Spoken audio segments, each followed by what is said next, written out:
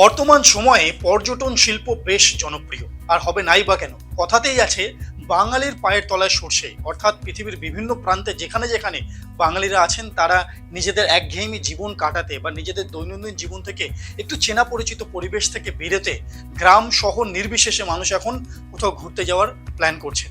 এবং এই পর্যটন কেন্দ্রগুলিকে কেন্দ্র করেই সেই জায়গাতে নতুন নতুন রেস্তোরাঁ, হোটেল, রিসর্ট, হোমস্টে আরো কত কি তৈরি হচ্ছে। বহু মানুষ আছেন যারা সমুদ্র বা জঙ্গলের পাশাপাশি পাহাড়ি এলাকার প্রাকৃতিক সৌন্দর্য উপভোগ করার জন্য এই রাজ্যেরই বাঁকুড়া, পুরুলিয়া বা উত্তরবঙ্গের বিভিন্ন জায়গায় যেতে পছন্দ করেন।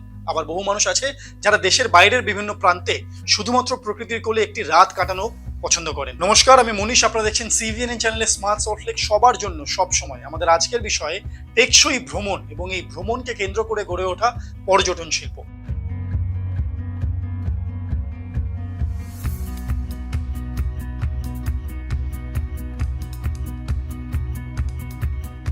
বছর দশেক আগেও আপনি যেভাবে ট্রাভেলিং করছিলেন বা ট্রাভেলের জন্য প্ল্যান করছিলেন, আজকের দিনে দাঁড়িয়েও কি ঠিক সেইভাবেই করছেন ট্রাভেলের প্ল্যান? একেবারেই না। পরিসংখ্যান বলছে যে গত 10 বছরে এই ট্রাভেলিং এর ধরন বা পর্যটনের ধরন কিন্তু একেবারেই পাল্টে গেছে এবং আগামী দিনে এই ধরন দ্রুত পাল্টে যাবে।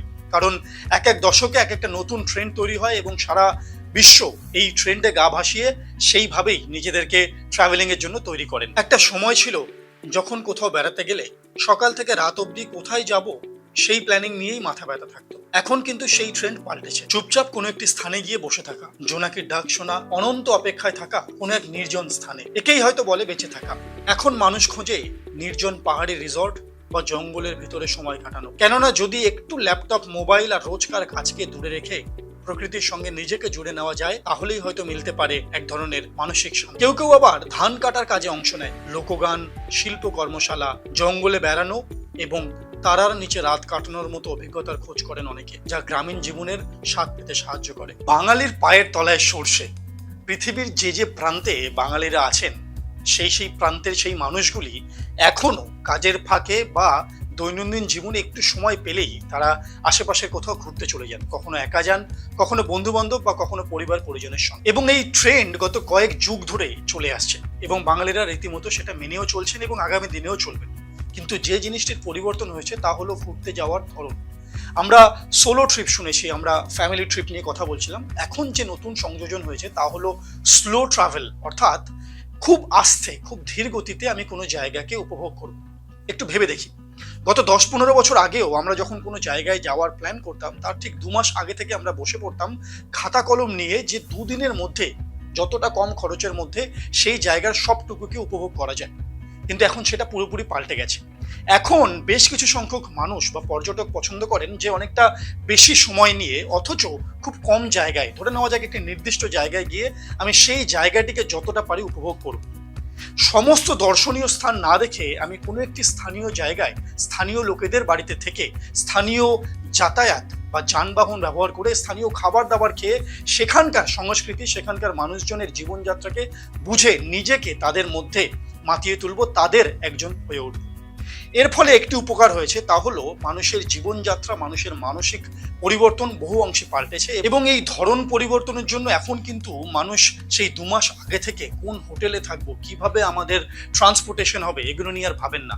তারা পুরো জিনিসটাই সময়ের উপর ছেড়ে দেন এবং কোনো নির্দিষ্ট জায়গায় গিয়ে সেখানকার স্থানীয় লোকের বাড়িতে বা হোমস্টেতে বাস করার চেষ্টা করেন, যাতে তারা সেই লোকজনের জীবনযাত্রার অনেক কাছে আসতে পারে।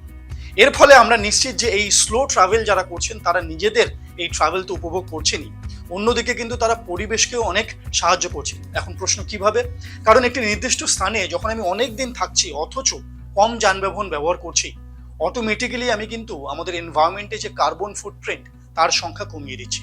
এর ফলে আমি আমার একদিকে আনন্দ পাচ্ছি আমার ট্রাভেল থেকে, অন্যদিকে আমার এনভায়রনমেন্টকে আমি সাহায্য করছি আরো হেলদি থাকার জন্য। একবার ভেবে দেখবেন নাকি আপনার নেক্সট ট্রিপে আপনিও স্লো ট্রাভেলিং এর দিকে ঝুঁকবেন কিনা। কিন্তু কেন ক্রমশ জনপ্রিয় হচ্ছে এই ধারণা?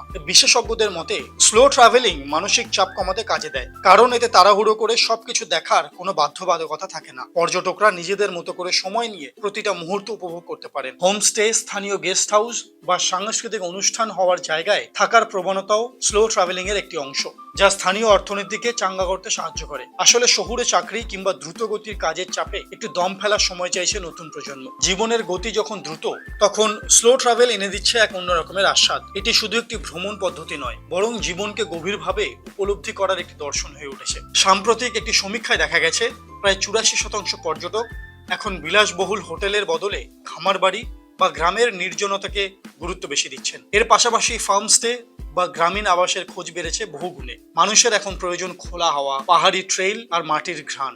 যান্ত্রিক কোলাহল থেকে দূরে গিয়ে গ্রামের জীবনকে কাছ থেকে দেখাই এখন নতুন ট্রেন্ড। বেড়াতে গিয়ে পর্যটক হিসেবে নয়, বরং সহযাত্রী হিসেবে থাকা এবং চেকলিস্ট নির্ভর দ্রুত ভ্রমণের বিরোধিতা। অর্থাৎ প্ল্যানিং করে নয়, মন যা চাইছে সেইটা শুনে পরবর্তী গন্তব্য ঠিক করা। ভ্রমণ পিপাসুদের একাংশের কাছে প্রকৃতির কোলে ক্যাম্পিং এর হাতছানিও বেশ আকর্ষণীয়। বর্তমানে দেশের বিভিন্ন কোণে ট্রাভেল সংস্থা ট্রেকিং এর পাশাপাশি আলাদা করে ক্যাম্পিং এরও ব্যবস্থা করে থাকে। আবার অনেকেই নিজের উদ্যোগে ক্যাম্পিং করে থাকেন। দুর্গম অঞ্চলে সাধারণত তাঁবু ফেলা হয়। পাহাড় বা জঙ্গলে আধুনিক বন্দোবস্ত ছাড়া কয়েকটি দিন কাটানোর রোমাঞ্চকর ভ্রমণের অন্যান্য অভিজ্ঞতা হাজির করে। দার্জিলিং এবং কালিম্পং এর মতন পাহাড়ি এলাকাগুলোতে এই স্লো ট্যুরিজম বেশ ভালোভাবে গড়ে উঠেছে।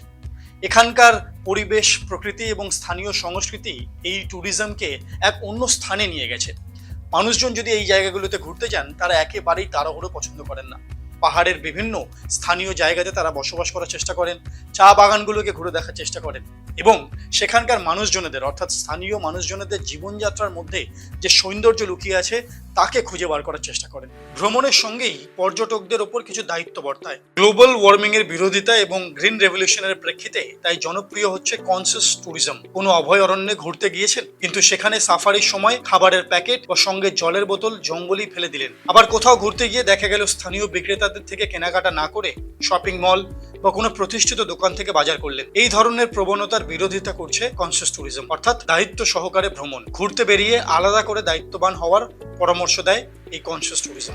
কিন্তু আজ আমরা বেরিয়ে পড়ি ক্লান্তি কাটাতে নয়, বরং অন্যদের চোখে ভালো হয়ে উঠতে। খানিকটা আমরাও যেতে পারি এই গোছে। ইনস্টাগ্রামের জন্য ছবি, ইউটিউবের জন্য রিভিউ, এই হচ্ছে ভ্রমণের চালিকা শক্তি। ব্যক্তিগত অভিজ্ঞতা নয়, বরং ডিজিটাল চর্চাই এখন আসল কথা। ফলে যা হারিয়ে যায় তা হলো ভ্রমণের নিজস্ব নীরবতা, একাকিত্ব, মুগ্ধতা এবং থমকে দাঁড়ানো। কর্পোরেট সংস্কৃতি এমন এক দ্রুতগামী কাঠামো তৈরি করেছে যেখানে ভ্রমণও হতে পারে চটজলদি। 3 দিনে পাহাড় দেখা, জঙ্গল ঘোরা, ট্রেকিং করে আবার ফিরেও আসা। এই হাই স্পিড অভিজ্ঞতা মানুষের মনে স্থায়ী কিছু রেখে যেতে পারছে না। অথচ আমাদের এই প্রকৃতি নিজে ধীর, সে ধৈর্য দাবি করে।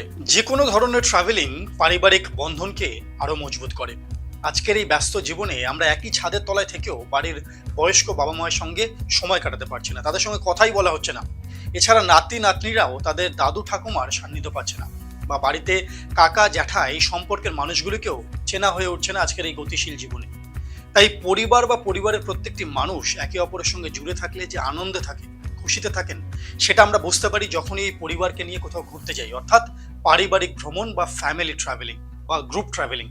তাই আজকের দিনে দাঁড়িয়ে এই ফ্যামিলি ট্রাভেলিং বা গ্রুপ ট্রাভেলিং এর প্রয়োজনীয়তা ভীষণ। কারণ এটা আমাদেরকে শুধুমাত্র যে আনন্দ দিচ্ছে তা না, অন্যদিক থেকে যখনই আমরা কোনো পরিবারকে নিয়ে ঘুরতে যাই, সেখানে একটি কেন্দ্রিক নিয়মানুবর্তিতা তৈরি হয়।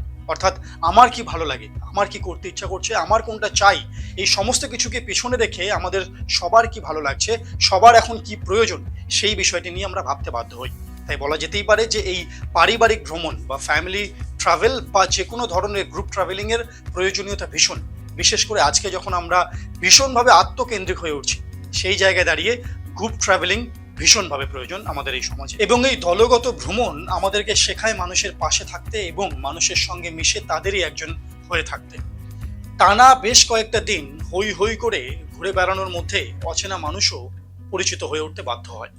এবং পরিসংখ্যান বলছে যে বছরের পর বছর কিন্তু এই গ্রুপ ট্রাভেলিং এর প্রবণতা আরো বেশি মানুষের মধ্যে বাড়ছে।